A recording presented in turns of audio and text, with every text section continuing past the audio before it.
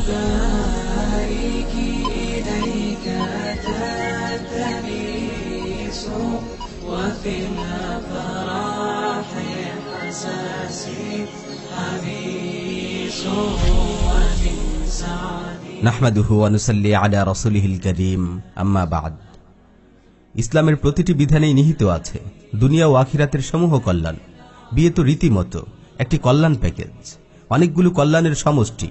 আমরা আজ সংক্ষেপে বিয়ের ফজিলত ও গুরুত্ব নিয়ে আলোচনা করব ইনশাআল্লাহ।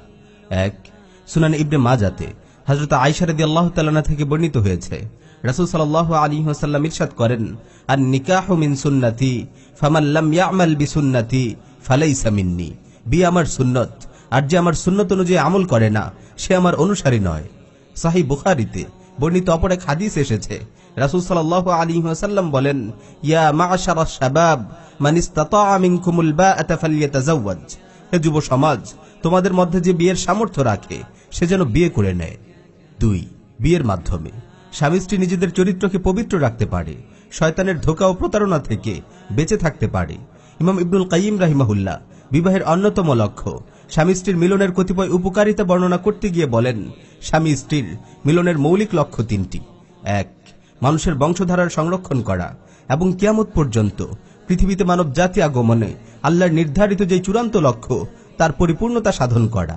২, শরীর থেকে বিশেষ কিছু তরল বের করে দেয়া যেগুলো আটকে রাখা স্বাস্থ্যের জন্য ক্ষতিকর। ৩, অন্তরের কামনা বাসনা চরিতার্থ করা, পুলক অনুভব করা এবং আল্লাহর নিয়ামত উপভোগ করা। মিলনের মাধ্যমে বেহেশতে কেবল এই তৃতীয় লক্ষ্যটি অর্জিত হবে, কেননা বেহেশতে মানুষের বংশবৃদ্ধি যেমন হবে না, তরল বীর্যপাত হবে না। ৩, বিয়ের মাধ্যমে স্বামী স্ত্রীর মাঝে সৃষ্টি হয় অপূর্ব প্রেম, অসীম দয়া এবং নিবিড় হৃদ্যতা। এর সূত্র ধরে উভয় পরিবারের মাঝেও গড়ে উঠে এক মধুর বন্ধন ও সহমর্মিতা। একটি সুখী ও সমৃদ্ধ সমাজ বিনির্মাণে এই বৈবাহিক বন্ধন ও সম্প্রীতির ভূমিকা অনস্বীকার্য। ৪, বিয়ের মাধ্যমে অর্জিত হয় সন্তানের মতো অমূল্য নেয়ামত। অব্যাহত থাকে মানুষের বংশ পরম্পরা। একজন নেককার সন্তান বাবার জন্য প্রভূত কল্যাণের কারণ।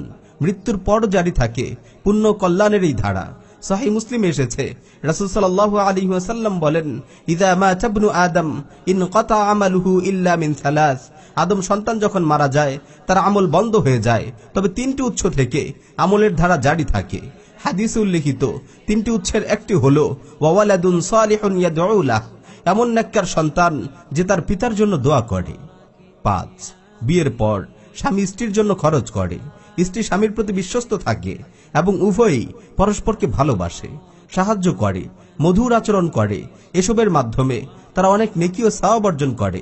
রাসূল সাল্লাল্লাহু আলাইহি ওয়াসাল্লাম বলেন, মা কাসাবার রাজুলু কাসবান আতইয়াবা মিন আমালি ইয়াদিহি ওয়া মা আনফাকার রাজুলু আলা নাফসিহি ওয়া আহলিহি ওয়া ওয়ালাদিহি ওয়া খাদিমিহি ফাহুয়া লাহু সাদাকাহ। নিজের হাতের উপার্জনের চেয়ে উত্তম কোনো জীবিকা নেই। মানুষ নিজের জন্য এবং আপন পরিবার, সন্তানাদি ও কর্মচারীর জন্য যা খরচ করে তা তার জন্য সাদাকা হিসেবে গণ্য হয়। ৬, সন্তান জন্মদান, তাদের প্রতিপালন, সঠিকভাবে তালিম তেরবিয়ত প্রদান এবং দ্বীনের দায়ী ও উম্মার কান্ডারি হওয়ার যোগ্য করে গড়ে তোলা অনেক বড় সওয়াবের কাজ। ৭, বিবাহ রিজিক বৃদ্ধি ও বরকতের কারণ। আল্লাহ তাআলা বলেন, ওয়া আনকিহুল আয়ামা মিনকুম ওয়াস সালিহিনা মিন ইবাদিকুম ওয়া ইমাইকুম ইন ইয়াকুনু ফুকারা ইউগনিহিমুল্লাহু মিন ফাদলিহি ওয়াল্লাহু ওয়াসিউন আলিম। তোমাদের মধ্যে যারা অবিবাহিত, বিধবা, তাদের বিবাহ সম্পাদন করো, এবং তোমাদের দাস ও দাসীদের মধ্যে যারা সৎ তাদেরও। তারা অভাবগ্রস্ত হলে আল্লাহ নিজ অনুগ্রহে তাদেরকে অভাবমুক্ত করে দিবেন। আল্লাহ তো প্রাচুর্যময়, সর্বজ্ঞ।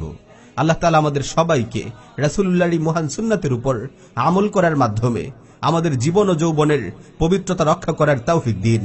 আমিন ইয়া রাব্বাল আলামিন।